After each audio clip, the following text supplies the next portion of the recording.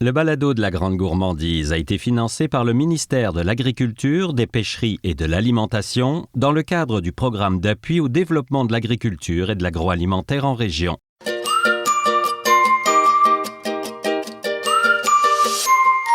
Bonjour à tous, bienvenue dans ce nouvel épisode du balado de la Grande Gourmandise. Alors, on n'est jamais allé aussi à l'ouest au Québec, on est à quelques centaines de mètres de l'Ontario. On est à Pointe-Fortune, à la ferme des Petites Écores avec Éric Bélanger-Laflamme. Bonjour Éric. Bonjour. Merci de nous accueillir chez vous. La première question que j'ai envie de vous poser, c'est quoi une écore? Ou un écore, je pense qu'on peut dire les deux, hein? Un écort, en effet, c'est une petite falaise. Donc, c'est l'ancien nom de Pointe-Fortune, les Petites Écores. Okay. C'est de l'ancien français. C'est un mot qui n'est plus vraiment utilisé de nos jours, mais nous, on a décidé de le ramener au goût du jour. Oui, ça refait l'histoire en même temps. Exactement. Je serais tenté de dire, comment est-ce qu'un gars qui a fait de l'informatique se retrouve en train de faire des argousiers et du miel, là? C'est quoi le rapport?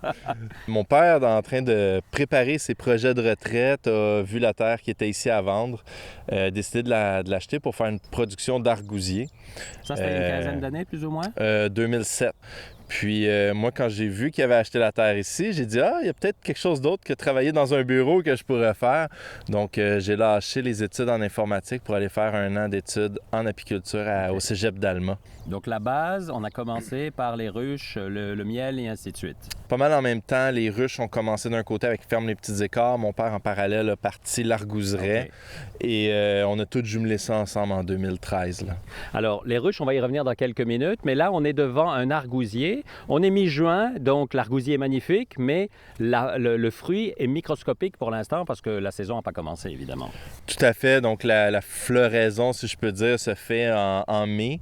Les fruits ont commencé à sortir un petit peu, là, sont tout petits, ils vont encore quadrupler de volume d'ici la mi-juillet. Puis après ça, ils vont mûrir pour commencer des récoltes au mois d'août.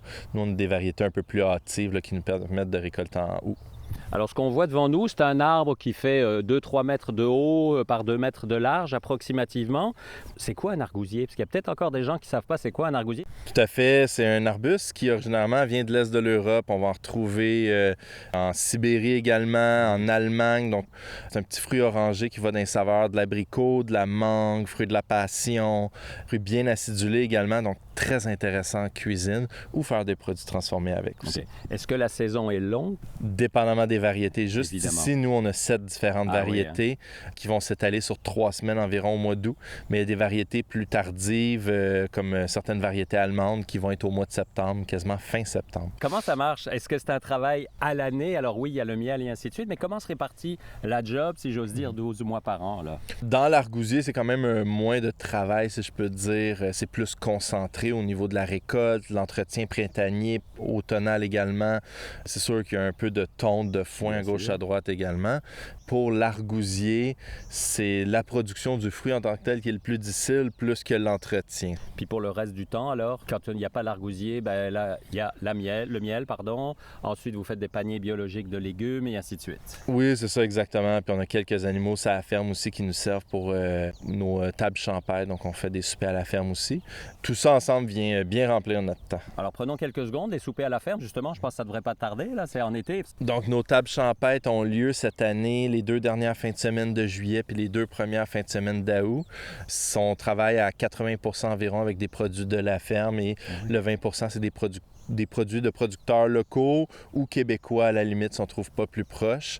Ça inclut une visite de la ferme avec des bouchées qui sont servis. Puis après ça, c'est un souper dans nos jardins directement sous chapiteau. Oui. Revenons aux argousiers. Combien d'arbres avez-vous ici? On est autour de 1200 arbustes. Ah oui, quand même. On continue d'augmenter. On va avoir un 800 au printemps prochain. Puis on va probablement en replanter d'autres chaque année comme ça là, pour venir combler la demande. Là. OK, donc ça veut dire que la demande est bonne, c'est ce que je comprends? C'est l'avantage, en fait, qu'on a de faire des produits transformés, si je peux dire. Donc, vu qu'on fait beaucoup de produits transformés et qu'on a un bon réseau de distribution, c'est là que ça devient plus intéressant pour nous. Si c'était juste des fruits et du jus, on oublie ça tout de suite. Là, ça va pas la peine. Déjà, là, ouais, c'est ça, exactement. Ce qui est intéressant dans l'argousier, par contre, c'est que vous pouvez peut-être remarquer de ce côté-ci, on a un arbuste qui a des fruits, mais de l'autre côté, celui-ci n'a pas de fruits. Alors qu'il est 2 fois plus grand. Alors qu'il est 2 fois plus grand en plus. Par contre, on a des boules un peu plus brunes orangées à la base. C'est un argousier aussi, mais c'est un mâle. Donc, dans l'argousier, on va avoir des femelles et des mâles pour la pollinisation. On garde un ratio de 7 femelles à peu près pour un mâle pour assurer un maximum de pollinisation. C'est pour ça qu'ils sont plus grands aussi. On les laisse grandir plus pour qu'il y ait plus de pollen dans le verger. On va récolter environ 30-35% des fruits de l'arbuste. Le reste va rester dans l'arbuste en autocueillette. La raison, c'est qu'on ne veut pas trop affaiblir l'arbuste non plus. Et les fruits de l'argousier vont pousser sur les branches de 2 ans. Donc, où est-ce qu'on va venir couper, comme ici, par exemple, la repousse va se faire ici et la branche va repartir de là. Elle va repartir. Et celle-là, c'est une nouvelle repousse. Donc, l'année prochaine, elle va avoir des fruits. C'est pas tout qui est récolté, évidemment, en autocueillette. Pour s'assurer du bien-être des plants, on est mieux d'en laisser un peu de côté que de tout ramasser. Là. Bon, est-ce qu'on se dirige maintenant vers j'ai les ruches, les que ruches? J'ai vu un peu plus Exactement, loin? allons-y. Allons-y, marchons là et profitons de ce beau printemps presque été qui est là.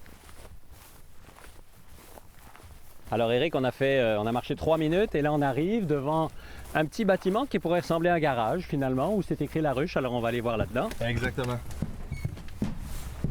Donc ici, c'est notre cabane d'interprétation.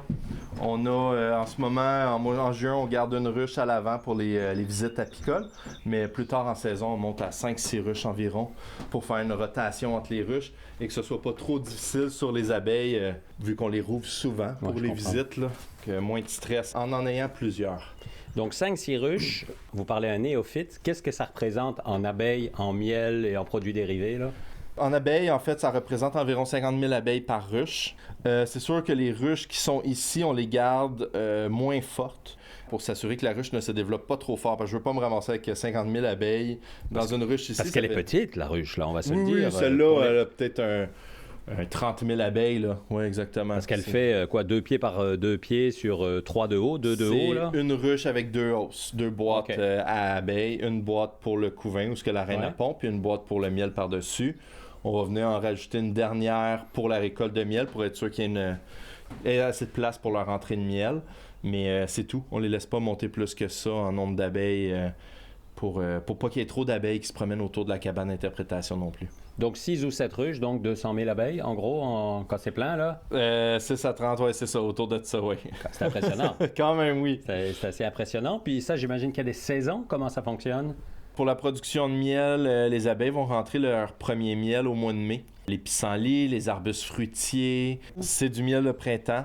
Nous, on le récolte pas, ce miel-là, on le laisse aux abeilles parce qu'après ça, on arrive avec un creux de 2 à 3 semaines ici, qui fait que les abeilles ont besoin de nourriture et en trouvent beaucoup moins facilement que d'habitude. Et après ça, quand la saison d'été arrive, donc à partir de la mi-juin, donc dans cet temps-ci environ, les fleurs de champ commencent à refleurir ou à apparaître, plutôt, je devrais dire.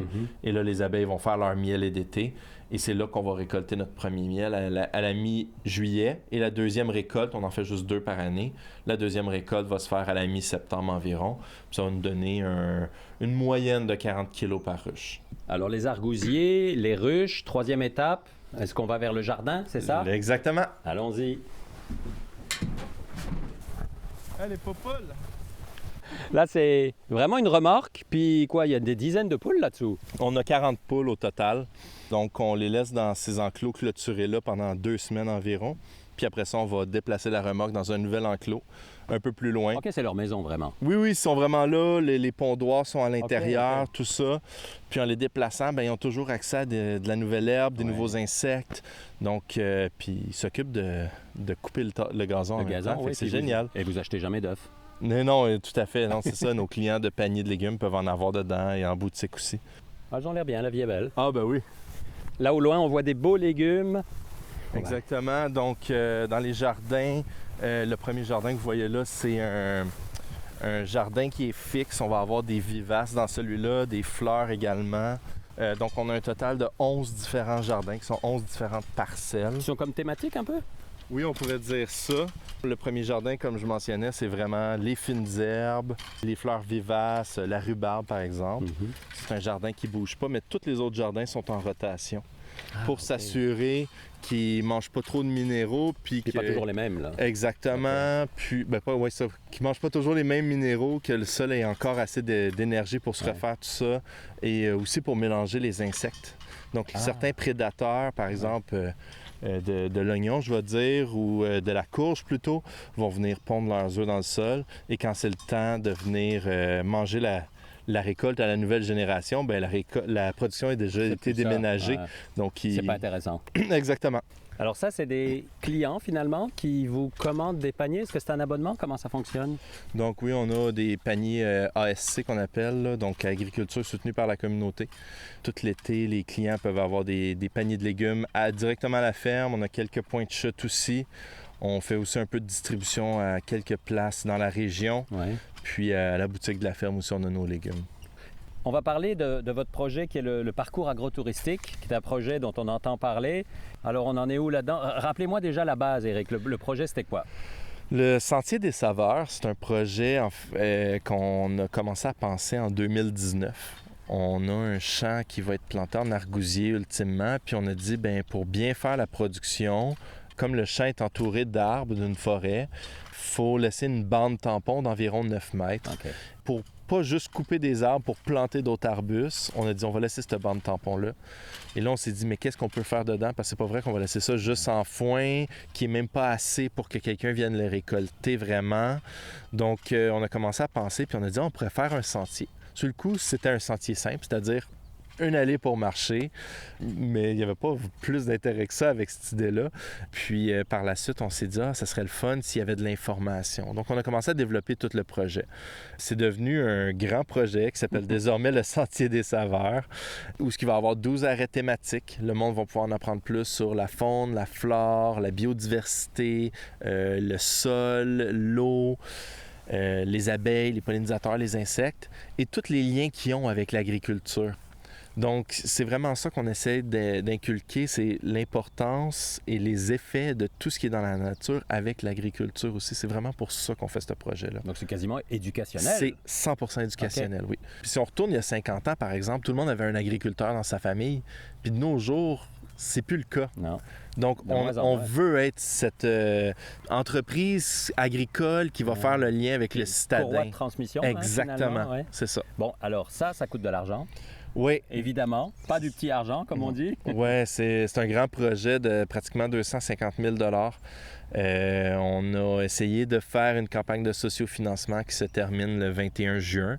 Malheureusement, ça ne fonctionne pas de ce côté-là. Donc, on est en train de regarder pour des alternatives pour réussir à faire le projet quand même. Donc, on est en train de regarder avec différents partenaires corporatifs pour amener des sous au projet, d'autres subventions pour essayer de créer ce projet-là. Parce que c'est un projet que le monde nous a vraiment donné une très bonne réponse. Beaucoup d'intérêt pour le projet. Autant les familles, différents couples que des écoles qui nous ont dit qu'ils étaient intéressés.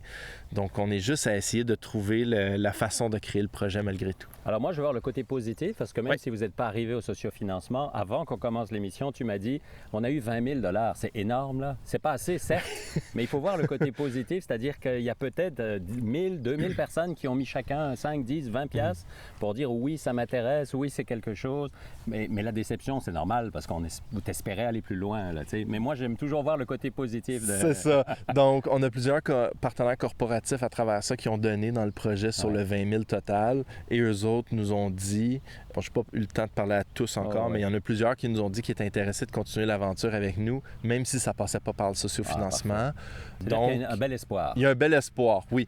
Alors peut-être dans 6 mois, dans 1 an, dans 2, mais exactement. On va se revoir, ça veut dire. C'est ça, bon, ça va nous faire plaisir. Ça, c'est la bonne nouvelle. On finit par aller à la boutique, je pense. Bien on va sûr. remarcher quelques minutes à travers ces beaux jardins. Vraiment, à vous qui nous écoutez, si vous avez l'occasion de venir faire un tour, bien sûr, pour repartir avec quelques produits, mais ne serait-ce que de voir l'endroit, c'est tellement calme, c'est pas loin de l'eau en plus, il y a des bancs pour s'asseoir, c'est très, très, très agréable. N'hésitez pas à venir à Pointe-Fortune, allez voir sur les sites Internet, les réseaux sociaux, vous allez trouver ça sans aucun problème. Nous, on se rend à la boutique tout de suite.